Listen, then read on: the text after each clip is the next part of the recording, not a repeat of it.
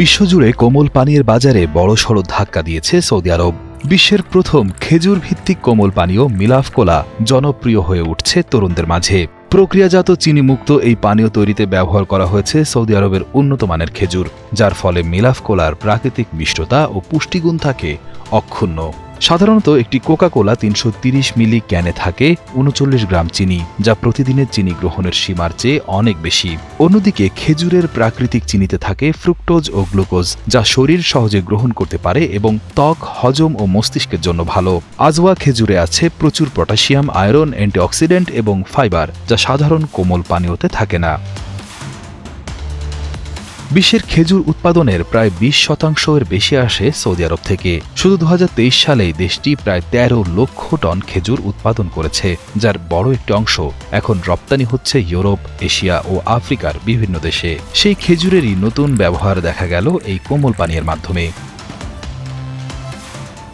মধ্যপ্রাচ্যে খেজুর দিয়ে তৈরি শরবত, সিরাপ বা মধু মিশ্রিত পানীয় বহু প্রাচীন, কিন্তু প্রথমবারের মতো একটি বাণিজ্যিক কোলা সম্পূর্ণ খেজুর দিয়ে তৈরি হলো, যা স্বাস্থ্য ও ঐতিহ্যকে একসাথে যুক্ত করেছে।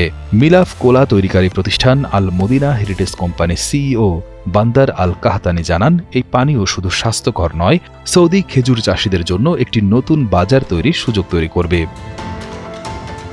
কৃষিমন্ত্রী আব্দুর রহমান আল ফাদলির উপস্থিতিতে এই পানীয় উন্মোচনের মাধ্যমে সরকারের ভিশন 2030 পরিকল্পনার একটি অংশ সফলভাবে বাস্তবায়িত হল, যার মূল লক্ষ্যই হল অর্থনৈতিক বৈচিত্র্য এবং পরিবেশ বান্ধব খাদ্য উৎপাদন।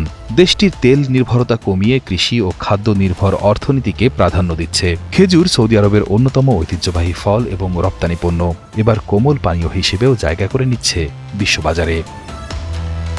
এছাড়া স্বাস্থ্যকর পানীয় হিসেবে সম্প্রতি সাড়া পেয়েছে আফগানিস্তানের ডালিমের জুস। বিশেষ করে আফগানিস্তানের কান্দাহার ও হেলদমান প্রদেশের ডালিমের জুস রঙে গাঢ়, স্বাদে তীব্র এবং স্বাস্থ্যগুণে ভরপুর। একসময় যেসব মুসলিম প্রধান দেশ শুধুমাত্র প্রাকৃতিক সম্পদ বা কৃষি নির্ভর অর্থনীতির উপর নির্ভরশীল ছিল, আজ তারাই ধীরে ধীরে বিশ্বমঞ্চে নিজেদের অবস্থান শক্ত করছে প্রযুক্তি, শিক্ষা, স্বাস্থ্য ও কৃষি উদ্ভাবনে। এখন আর শুধু ইতিহাস বা ঐতিহ্যের কথা নয়, বরং বর্তমান সময়ের বাস্তবতাও বলছে মুসলিম প্রধান দেশগুলো উন্নয়নের নতুন সোপানে পা রাখছে।